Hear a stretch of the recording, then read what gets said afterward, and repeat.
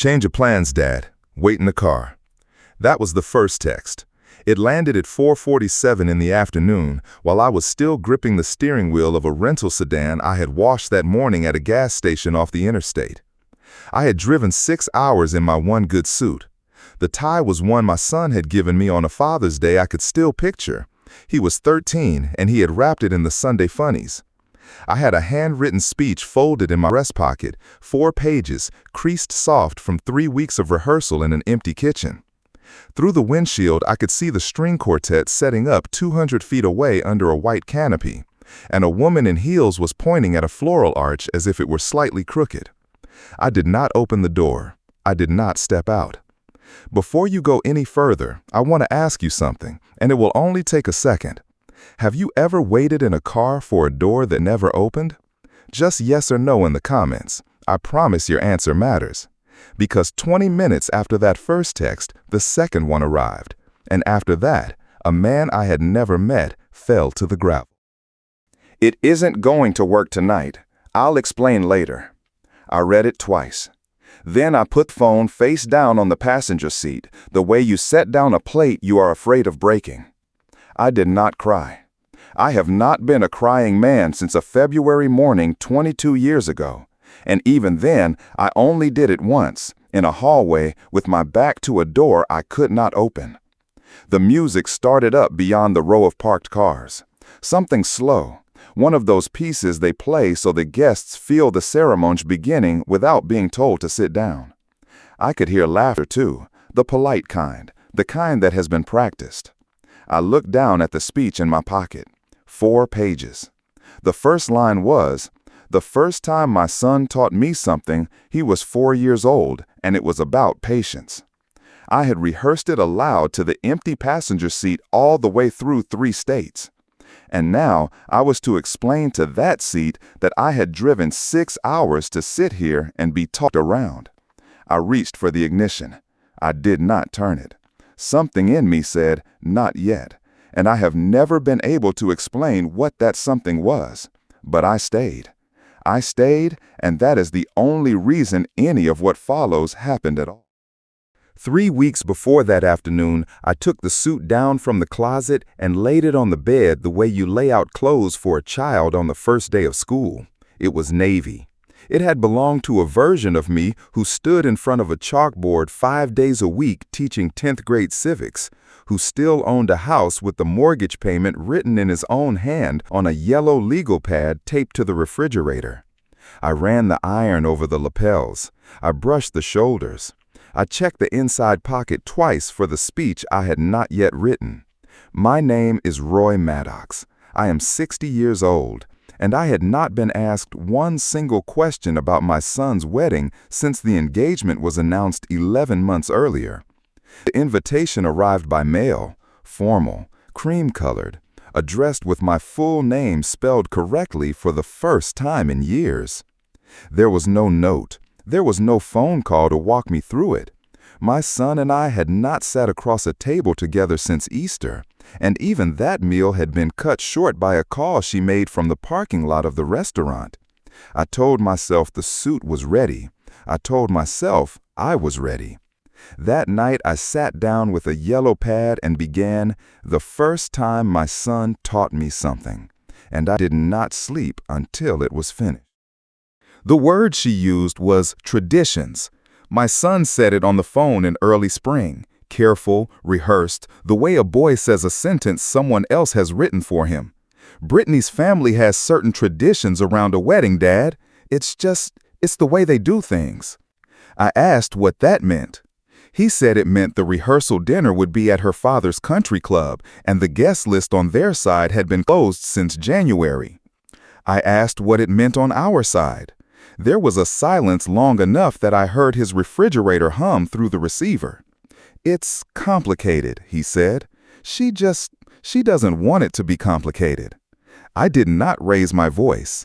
I have never raised my voice at that boy. I said I understood.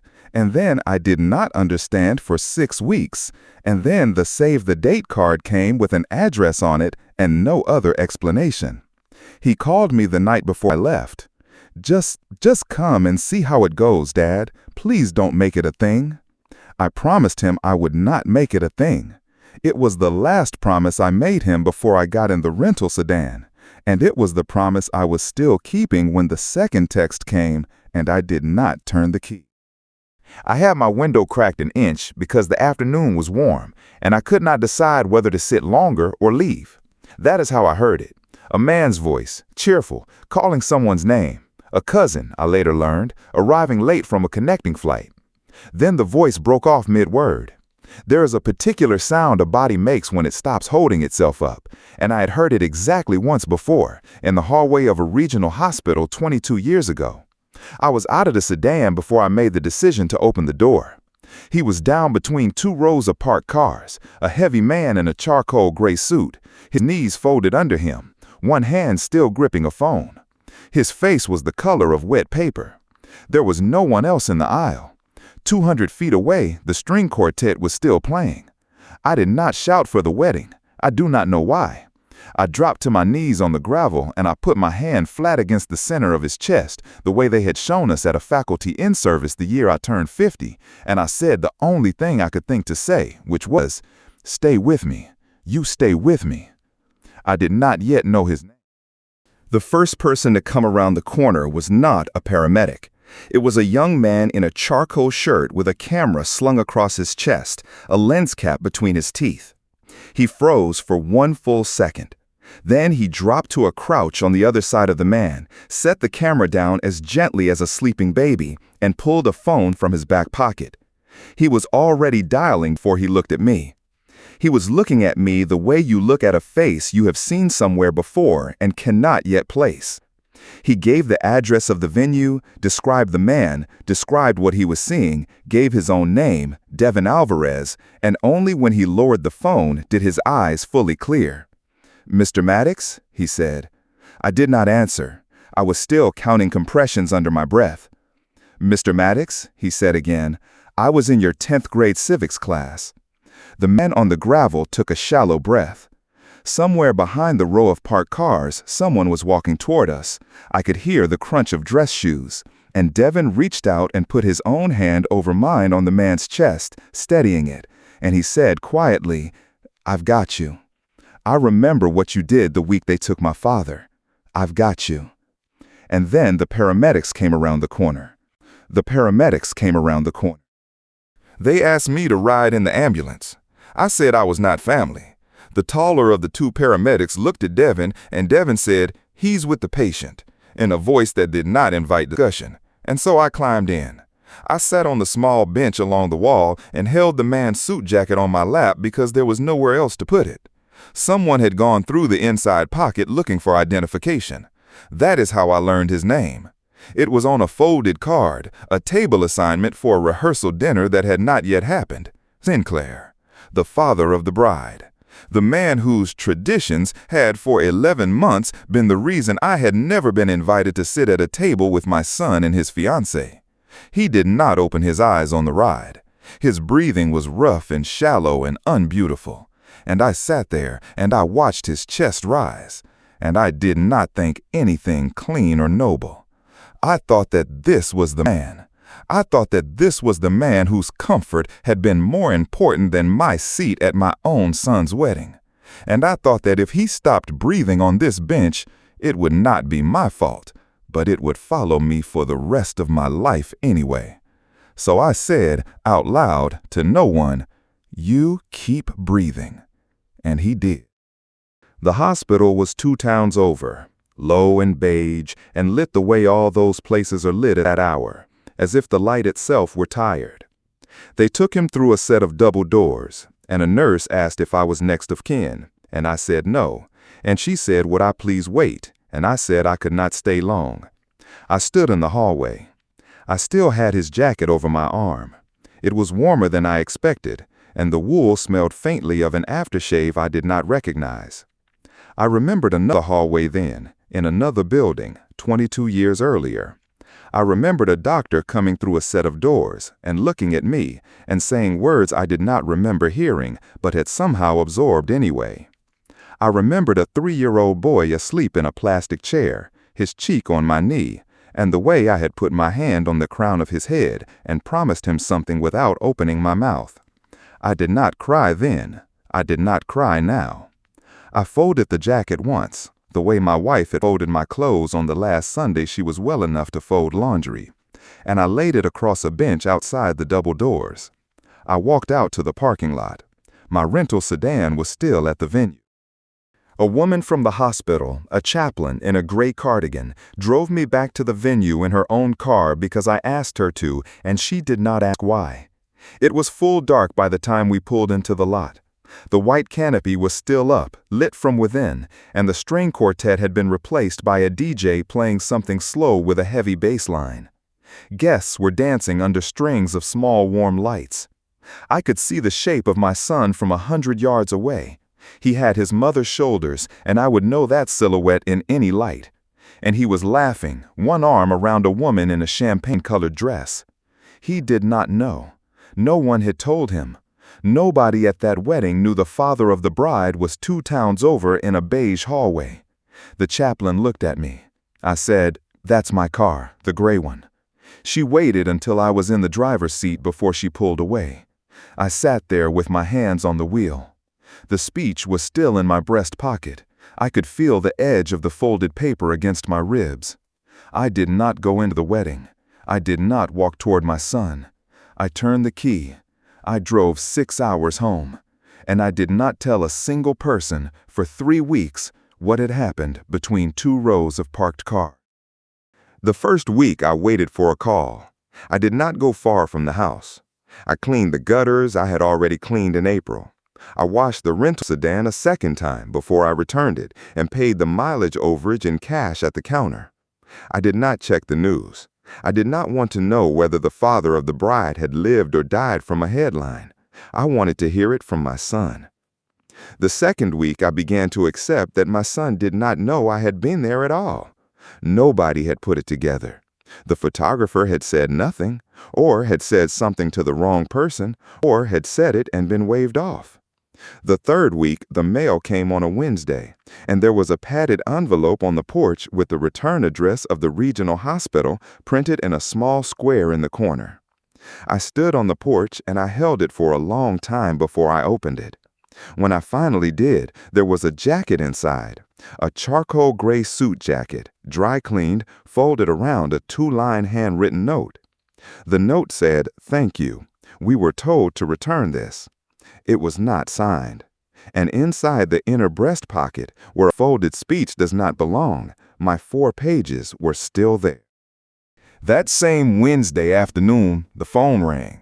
It was my son. His voice was strange, thinned out, careful, the way a man sounds when he is holding a piece of information he has not yet decided what to do with. "Dad," he said, "did you drive up here for the wedding?" I sat down at the kitchen table. I said, "Yes." There was a long silence. Then he said, "There's a kid named Devin Alvarez who used to be in your class. He drove over to my apartment last night, and he brought a folder. He said he wasn't contracted to take the pictures he took." I did not say anything. I could hear him breathing, uneven, the way he used to breathe as a child when he was trying not to cry in front of me. "Dad," he said, "there are pictures of you, on the gravel, with her father." He stopped. He started again. "Her father is going to be all right. Nobody told me you were there. Nobody told me any of it." I heard him swallow. "Dad, can I come see you this weekend? Just me?" I looked down at the jacket on the kitchen table. I looked at the 4 pages sticking out of the inside pocket. I said, "Yes." He said, "Sunday." I said, "I'll be here."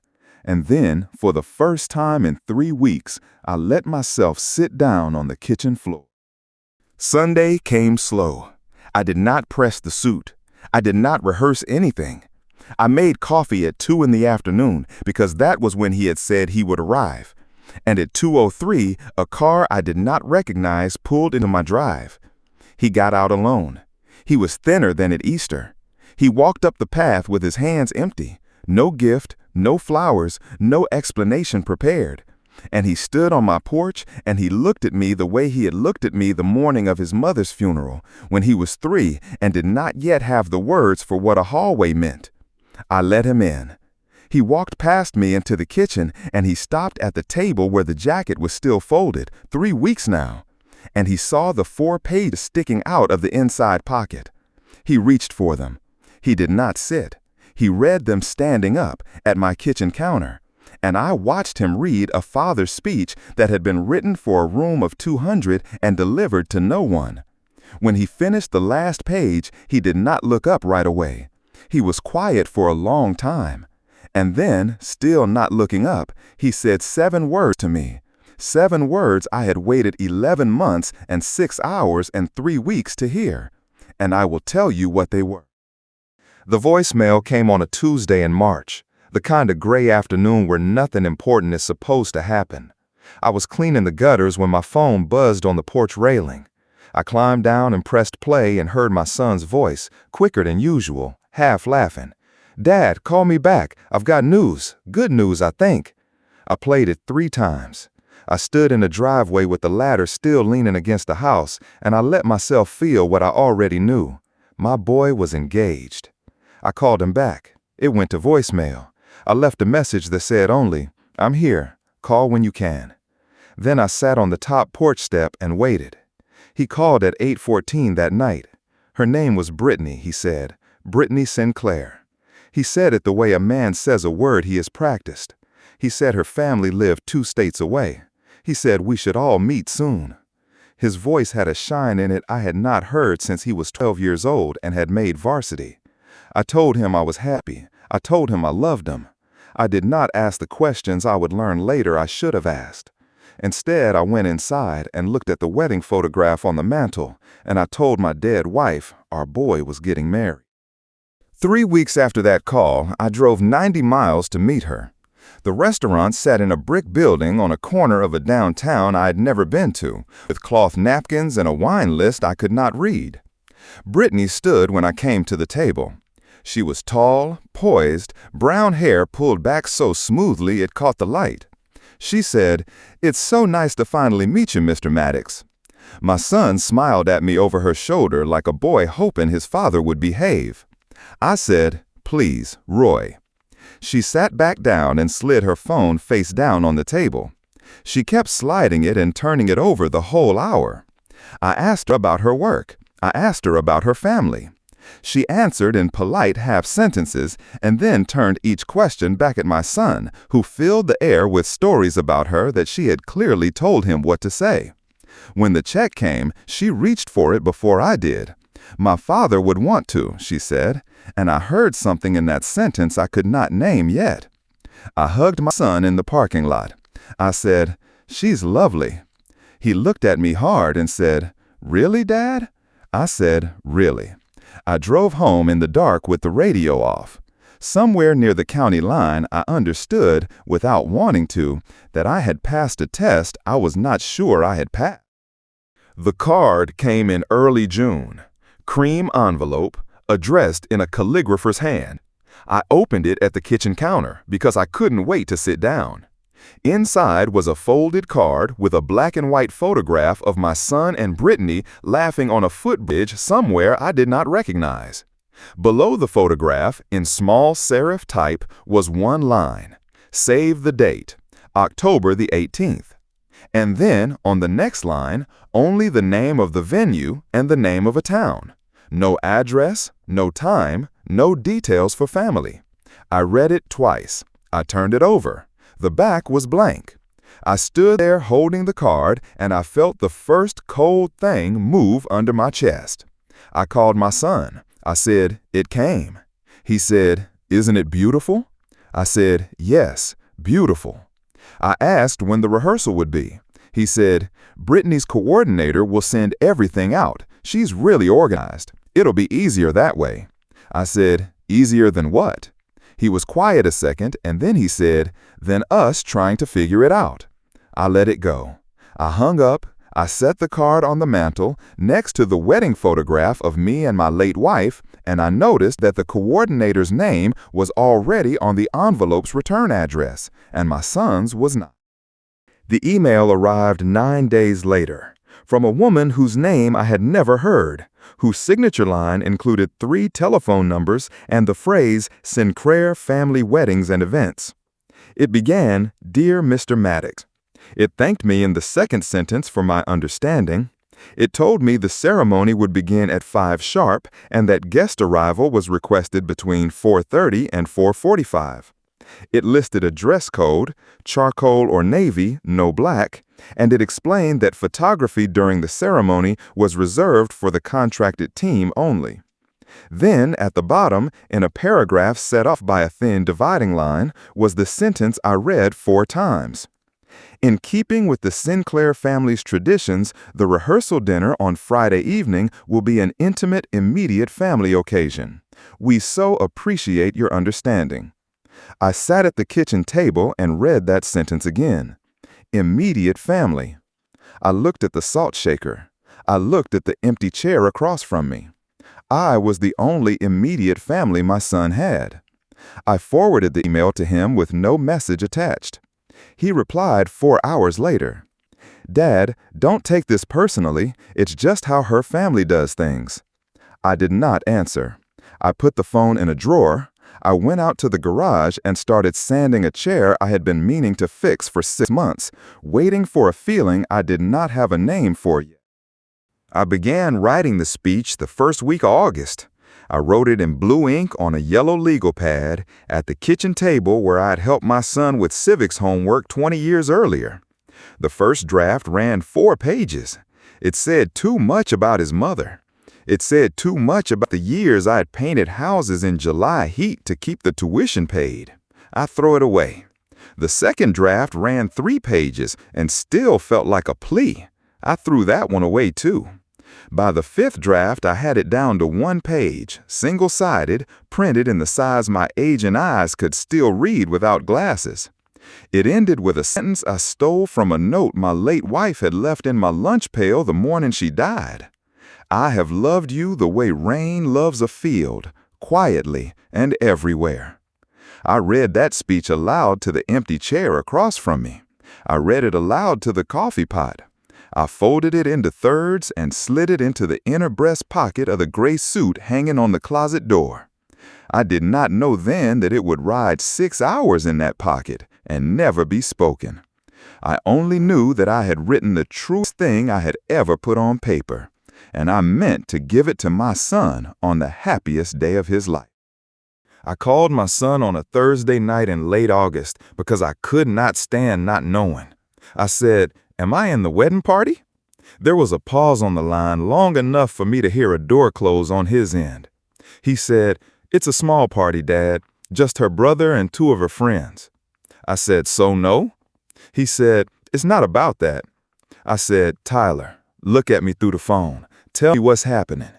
He said, "Nothing's happening. It's her day. Their side is big. I'm trying to keep the peace." I said, "Am I walking you down anywhere? Am I doing a toast? Am I standing at the front?" He said, "There's no walking. There's no toast. It's structured differently." I said the thing I had promised myself I would not say. I said, "Are you ashamed of me, son?" He said, too fast, "No, Dad, God, no." And I heard, in the speed of that no, the answer he had not meant to give me. I said, okay, I love you." He said, "I love you too." I hung up and I sat in the dark kitchen a long time. I did not cry. I felt something worse than crying. I felt the quiet beginning of an understanding I did not yet have the courage to finish. On a Saturday in early October, my sister called from 3 states away to ask how the rehearsal dinner had gone. I said, "The rehearsal isn't until the 18th. She was quiet a moment. Then she said, "Roy, honey, it was last night. It's on the cousins page. There's a photograph." I made her send me the link. I sat at the kitchen table with my reading glasses and I scrolled through 18 photographs of a rehearsal dinner that had already happened. Long table, white cloth, candles in silver holders. My son at the head of it, his arm around Brittany. Her parents on his other side, a wine glass raised, A cake with a single red flower on top. I counted the faces, 38 of them. Not one of them was mine. My sister said, "Did they forget?" I said, "No, they did not forget." I said it too calmly. She said, "Roy, do you want me to call him?" I said, "Absolutely not." I said, "I'll see him in 2 weeks. It's fine." I hung up and I sat there and I looked at the photograph of my son laughing at something Brittany's father had said. And I understood that whatever hope I had been holding on to had been holding on to only me. I had 2 weeks. I had a suit. I had a speech. Whatever they had planned or not planned, I would still drive. That night, I could not sleep. I got up at 2 in the morning and I went to my computer and I opened every message my son had sent me since April. I read them in order. I read them the way I used to read student essays for the argument underneath the argument. And there it was, sentence after sentence. Brittany thinks it would be easier if. Her family prefers. In keeping with their traditions. The coordinator said. Not once in 6 months of messages had my son written the words, "I want." Not once had he written the word "we," meaning him and me. He had written her name or her family's name or the coordinator's name. Someone else's mouth was writing my son's texts. I sat at the desk and I understood something I would not say aloud for weeks. The bride had not simply asked to be prioritized on her day. She had, over months, quietly rewritten the vocabulary of my son's life. He had let her. He had let her because he loved her, and because saying no to her cost him more than saying no to me. I closed the laptop. I went to the closet. I ran my hand down the sleeve of the gray suit. I said out loud to no one, "I am still going." And I did not know then that going was exactly what she was counting on. I left the house at 9:47 on the morning of October the 18th. Full tank, half a thermos of coffee, the speech in my pocket, the suit on a hanger in the back seat. The interstate ran east through low hills the color of rust. I drove with the radio off for the first hour. I talked to my late wife the way I sometimes did on long drives. I told her our boy was getting married today. I told her the girl was elegant and cold and probably not right for him, but that we did not get to choose those things. I told her I was going to speak, if they let me. I stopped twice for gas and once for a cup of coffee at a rest area, where an old man in a mesh cap held the door for me and called me sir. I rehearsed the speech aloud once, at mile 218, with the cruise control set at 64 and no other car in sight. My voice broke on the sentence about rain and fields. I let it break. I said the sentence again, cleaner. I said a third time, and it held. I got back on the road. I did not know that in 3 hours, a man I had never met would fall on a strip of gravel between 2 rows of parked cars, and that everything I thought this day was would change. I pulled into the venue's long gravel drive at 4:47 in the afternoon. The property sat on a low rise above a river I did not know the name of, ringed by white oaks that had begun to turn. Rows of parked cars filled the near lot. A valet in a black vest waved me toward the overflow. I parked where he pointed, in the 3rd row back between a black SUV and a silver sedan. I turned off the engine. I sat with my hands on the wheel for a full minute. I could hear the string quartet warming up somewhere beyond the trees. A scale, then a phrase, then a scale again. Guests in charcoal and navy walked up the path in 2s and 3s. Women held their skirts against the breeze. I reached into my breast pocket and felt the speech, folded 3 times, still crisp. I checked my phone. Nothing yet. I opened the door and stepped out and immediately felt underdressed in a suit I had bought in the year 2004. I closed the door.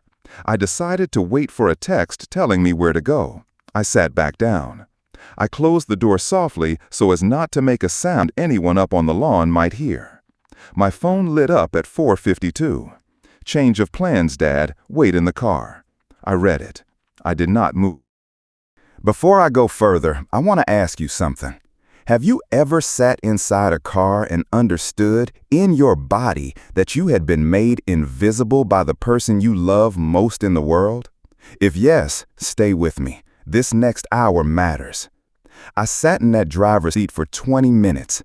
I did not turn on the radio. I did not open the phone. I watched the second hand of the dashboard clock move like it was pushing something heavy. At some point, I got out, quietly, and walked 20 steps down the road to a wooden fence that separated the parking area from the ceremony lawn. Through the slats, I could see the arch and the white folding chairs in rows and the quartet arranging their music. I did not step through the gate. I put my hand on the top rail. I stood there until the string quartet stopped tuning and began to play something soft I could not name. Then I walked back to the car. I did not want a stranger from the wedding to find me standing at a fence like a beggar at a bakery window. I sat back down in the driver's seat. I closed the door. At 5:12, the second text arrived. It isn't going to work tonight. I'll explain later. I set the phone face down on the passenger seat. I did not cry. I did not turn the key. I looked at my hands on the steering wheel and noticed a small fleck of house paint under one thumbnail I had missed from a job the previous week. And in that instant, out of the corner of my left eye, I saw a movement in the third row of cars behind me. A man in a gray suit, walking briskly with one hand raised in greeting towards something I could not see. He was heavy-set, silver at the temples. He took 4 steps between the cars. Then he stopped. His hand stayed up. His mouth opened as if to say something and did not. His knee went out from under him first. Then his shoulder went into the fender of the silver sedan, and then he went down onto the gravel in the strange soft way that people go down when their body has stopped listening to them. I did not know who he was. I did not know he was the father of the bride. I only knew that a man had just fallen 20 feet from my car, and that no one else in that parking lot had seen it. My hand was on the door handle before I had finished thinking. I was already moving. I did not think.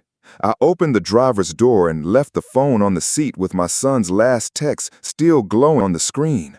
The gravel bit through the thin soles of my dress shoes as I ran the 50 feet between the rental sedan and the man in the gray suit. He was on his side, one arm folded under him, the boutonniere crushed against his lapel. His face was the color of old paper.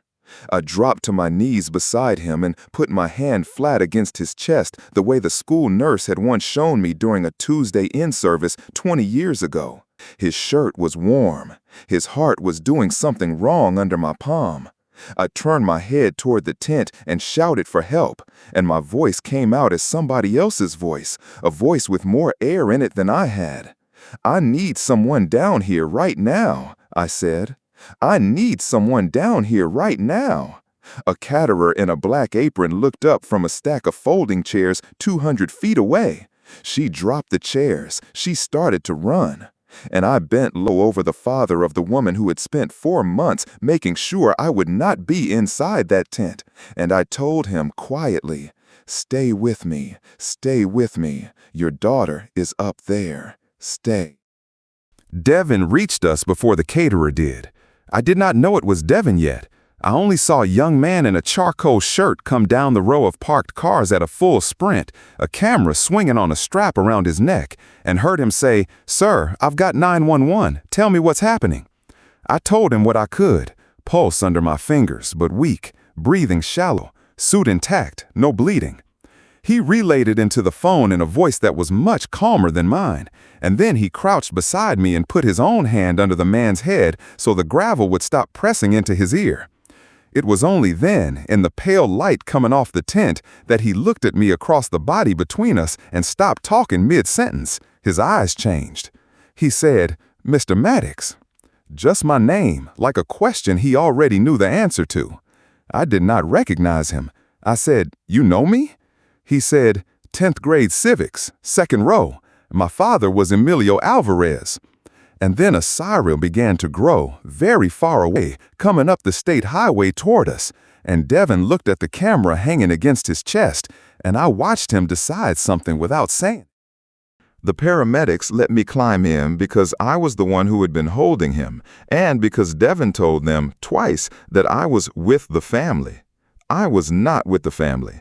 I was a stranger in a rental lot suit, and Brittany's father did not know my name, and Brittany did not know we had ever been within 200 feet of each other.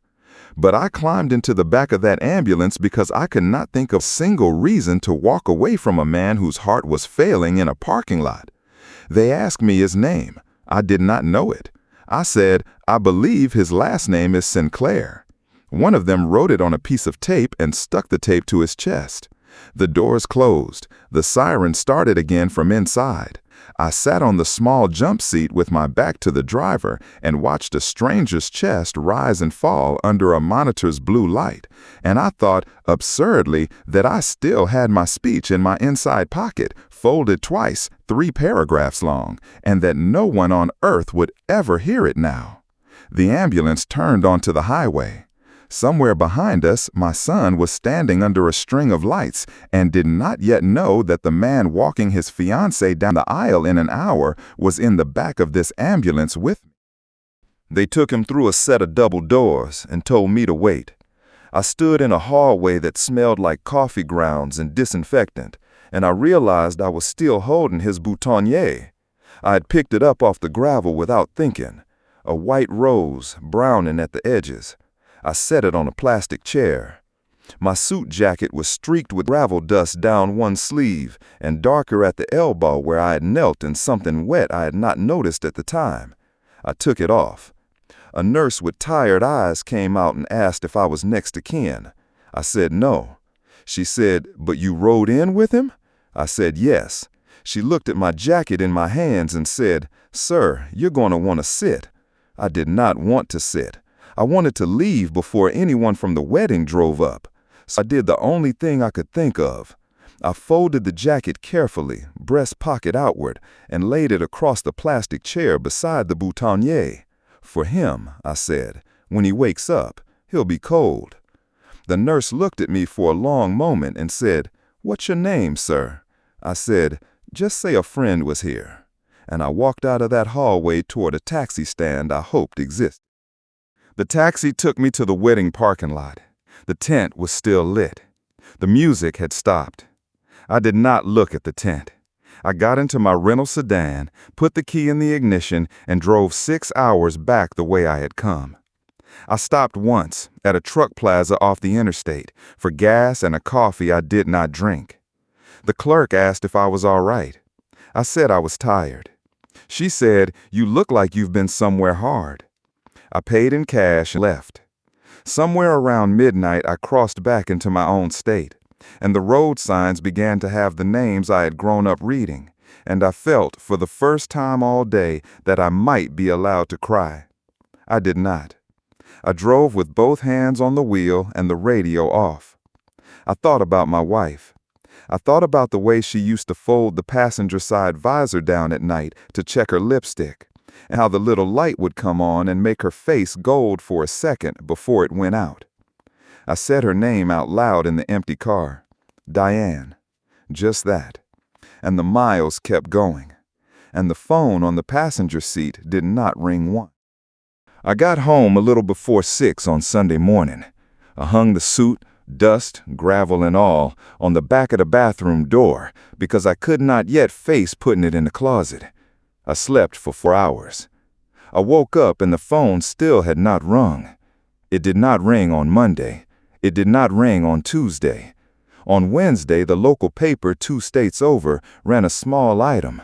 I found it because I could not stop searching, that a member of a prominent regional family had suffered a cardiac event at his daughter's wedding and was recovering. No names, no mention of the man in the parking lot. The wedding, the article noted, had been quietly postponed. Not called off, not canceled because a bride's father nearly died. Postponed the way you postpone a dentist appointment. I closed the browser. I graded no papers because I had no papers to grade. I watered the tomato plants my wife had planted the last spring she was alive, and that I had kept alive for 21 years since. I waited for my son to call. And every evening at 7, the hour I had once eaten dinner with him at that table, I sat down at the table alone, and I did not eat. On the 22nd day, a package was on the porch when I came back from the mailbox. Brown paper, taped at the corners, my name careful blue ballpoint. No return address. Inside was my jacket, cleaned, pressed. The gravel stain lifted so completely that I had to run my thumb along the elbow to be sure it was mine. A 2-line note was pinned to the lapel with a straight pen. Mr. Maddox, my husband is alive because you were in that parking lot. I do not yet know how to say this to my daughter, Margaret Sinclair. I sat down on the porch step with the jacket across my knees. I did not open the inner pocket. I already knew what was in it. I had folded that speech in half and then in half again and slid it in there at the last rest area before the venue so I would not fumble with it when the time came. I put my hand flat on the outside of the jacket, over the pocket, and felt the small, hard rectangle of folded paper under my palm. 3 paragraphs, written at my kitchen table on a Tuesday night in February, 12 days before my son's wedding was supposed to be. Nobody had heard them. I did not take them out. I carried the jacket inside and hung it back on the closet door. I would learn later from my son what happened 4 days after Margaret Sinclair mailed my jacket. Devin Alvarez had kept the photographs. He was not contracted to shoot anything before the ceremony began. His job started at 6 with the processional, and so no one had asked him what he had seen at 4:47 in the parking lot.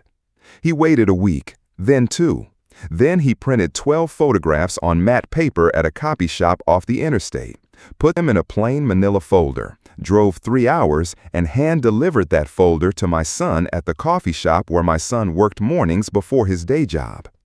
Devin did not stay to explain.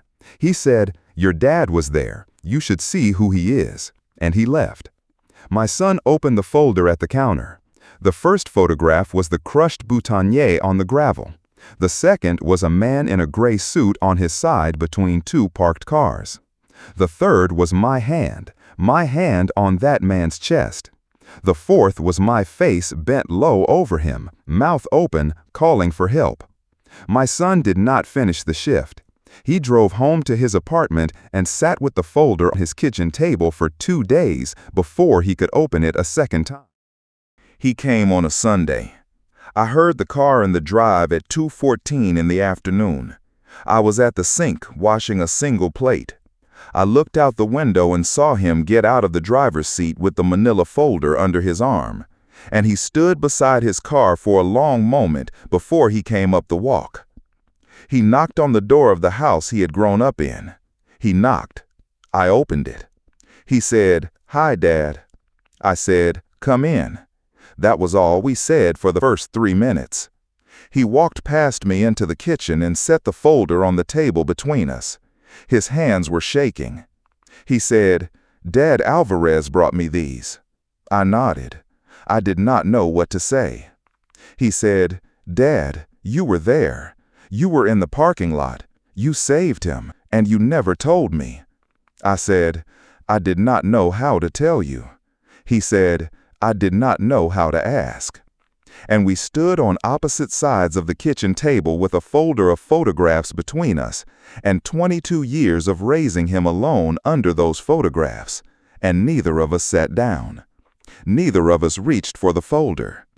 Outside, a mourning dove landed on the fence and did not sing. He asked me where the jacket was. I brought it out of the closet. He unfolded it on the table and slid 2 fingers into the inner pocket and took out the paper. 3 paragraphs, in my handwriting, on the back of a page torn from a legal pad. He read it standing up. He read it a second time. Then he sat down. He said, "Dad, will you read this to me, please, out loud, right now?" I sat down across from him. I put on my reading glasses. I unfolded the paper the way I had planned to unfold it at the head table, and I read it. to my son at my own kitchen table, 3 weeks and 1 day after the wedding that did not happen. I read the part about his mother. I read the part about the summers I painted houses. I read the part where I said I had loved being his father more than I had loved being anything else in my life. My voice did not stay steady. His did not either. He made a small sound at the end that was not quite a word. When I finished, I folded the paper back in half and set it on the table between us. He put his hand on top of it. He said, "Dad, I don't know if the marriage is going to work." I did not answer right away. I took my glasses off and cleaned them on the corner of my shirt the way I had done for 40 years. I said, "You do not have to know that today." He said, "She hasn't apologized. I don't think she will." I said, "I did not come here for her apology. I came here for yours, and you gave it to me when you knocked on the door." He looked at me, and his eyes were very tired. He said, "I let her tell me you would complicate things. I believed her because it was easier than fighting her. That is on me, not on her. That is on me." I said, "Yes, it is." I did not soften it. He did not ask me to. He said, "Can I come here on Sundays?" "For a while. Just Sundays. Just me." I thought about that. I thought about what it would mean to open my door on Sundays, and not on the days he did not choose to come. I thought about Diane at the kitchen table 23 years ago, telling me love does not always arrive at the door you open for it. I said, "Yes, but only if you come as yourself, not as an apology for her, not as a peace offering, just as my son." He said, "Just as your son." He stayed until dark. We did not eat a meal together. We drank coffee at the kitchen table, and we did not talk about the wedding again. Before he left, he asked if he could take a photograph, one of Devin's, and hang it in his apartment. The one of my hand on a stranger's chest. I said yes. He hugged me at the door. It was the first time in almost a year.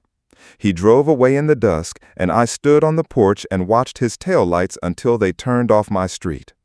I did not feel like I had won anything. I felt like a man who had lost a wedding he had driven 6 hours to see, and who had gotten back, in exchange, one Sunday afternoon and the possibility of another. That is not a victory. That is a beginning that may not become anything. I went back inside. On the kitchen windowsill, in a small glass of water, the crushed white boutonniere I had carried out of the ambulance and kept in a drawer for 22 days was slowly, quietly opening again. If this story reached something in you, send it to someone who has stood outside a room that should have held them, and who kept their dignity anyway. Love does not always arrive at the door you opened for it.